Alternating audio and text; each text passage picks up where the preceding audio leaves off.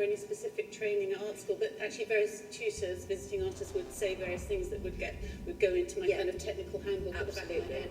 But actually also there are great art shops. A.P. Fitzpatrick, for example, where the staff are unbelievably knowledgeable, and if you want to know how to do something with paint or stuff, they will know how to so it's not something you've ever kind of like with Jason's show. There's a kind of return to oils. He left painting oil for a few years and kind of went back to it.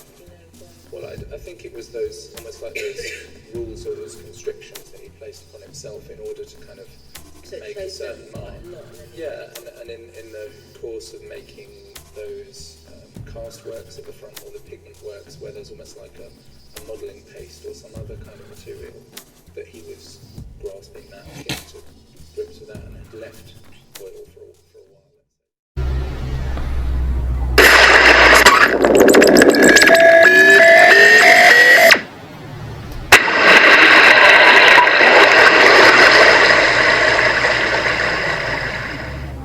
One day, a young boy said to me, "Why don't you photograph graffiti?" And he opened his notebook, and he had these drawings in his notebook, and he showed me that he put the drawing on the wall. And I'm like, "You mean you designed the pieces? You designed those before you put?" I mean, for me, I thought it was pure vandalism. And the minute that I understood that there was a systematic designing and painting on the wall, I became fascinated by it. Lay back, kick it, enjoy the ride. Lay back, kick it, enjoy the ride. Lay back, kick it, enjoy the ride. Lay back, kick it, enjoy the ride.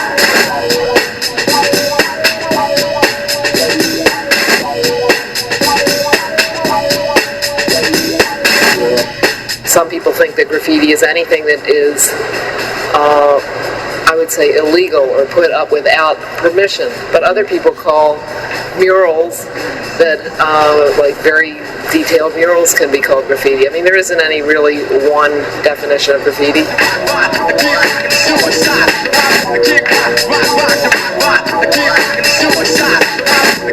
Graffiti artists appropriate public space. And whereas people don't object to advertising, say, because they feel that, well, people have paid for a billboard or wherever they're going to put their advertising, they object to people just taking over public space for their own purposes. I think the objection comes because they feel that something is out of control.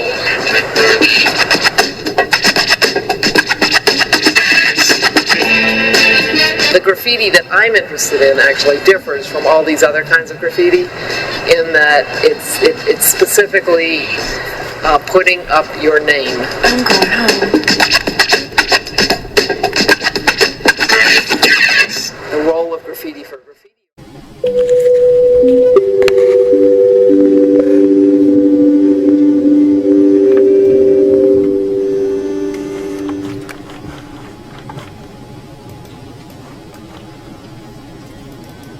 I'm kind of curious now about my awareness of Richard Hamilton.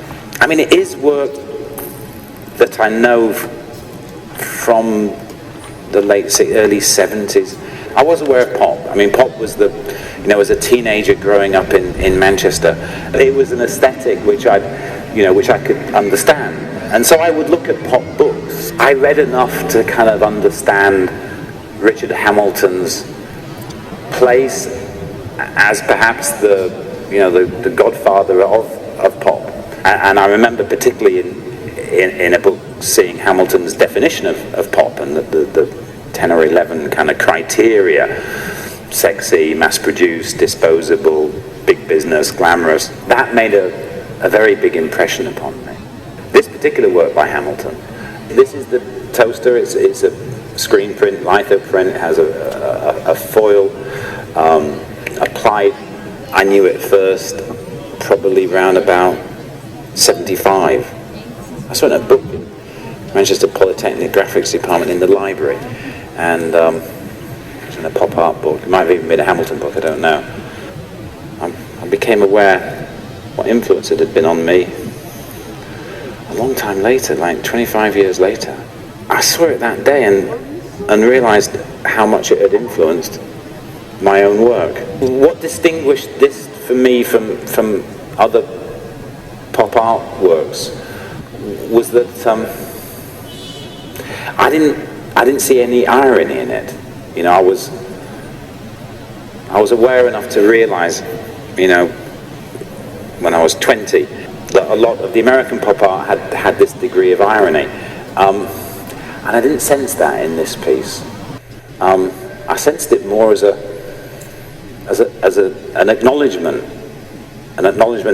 through fine art of the applied arts, and I sensed that Hamilton was, in a way, acknowledging the design quality of Dieter Rams's original, the toaster itself, and in a way celebrating that as an everyday object that was kind of fulfilling the principles, the idealism of modernism in a real everyday functional item. And then it was the presentation of that in the kind of context of a catalogue with a text that was very much the text you'd find in a product catalogue, and I believe this is actually, the text is very much a kind of little bit of artistic working with the original product text. And so it was product design, and it was obviously photography, and it was typography, and it was in a way the kind of graphic work. This use of foil here, I mean, this day when I saw it in 2000, I was shocked. I was shocked for myself. I mean, it's so much like the use of materials that I attempted at Factory Records. It's exactly the kind of thing I would have attempted to do on a poster for Factory, and the whole kind of sensibility of it. I was shocked when I saw it in 2000, because it's kind of like a blueprint for my own work. When I've got something I'm worried about, I always go and talk to Gary, because I'm used to Gary's my best friend. Where's your wooden spoons, Gaz? Then Wooden spoons. in that one. They were in that one. We're totally different. Gary would rather go home and have a quiet night in, and where I'd rather be dashing about the Trafford Centre or Tesco's.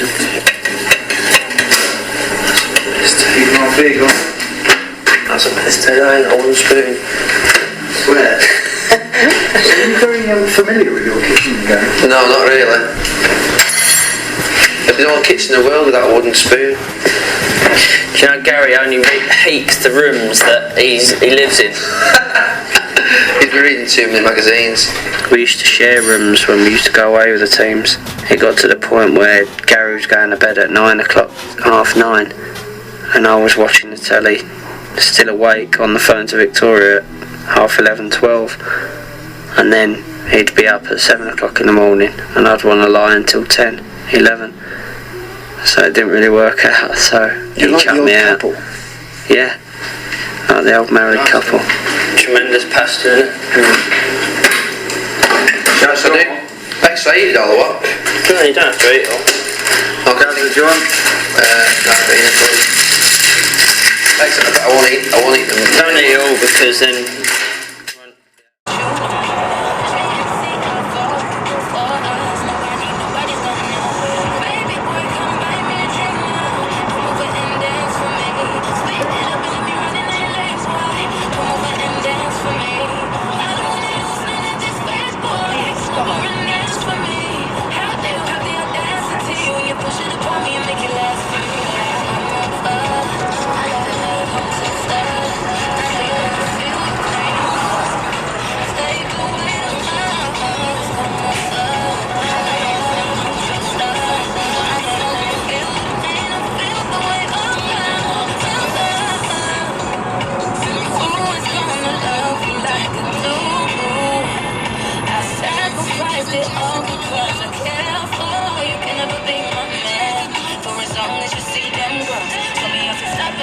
It's not working, working.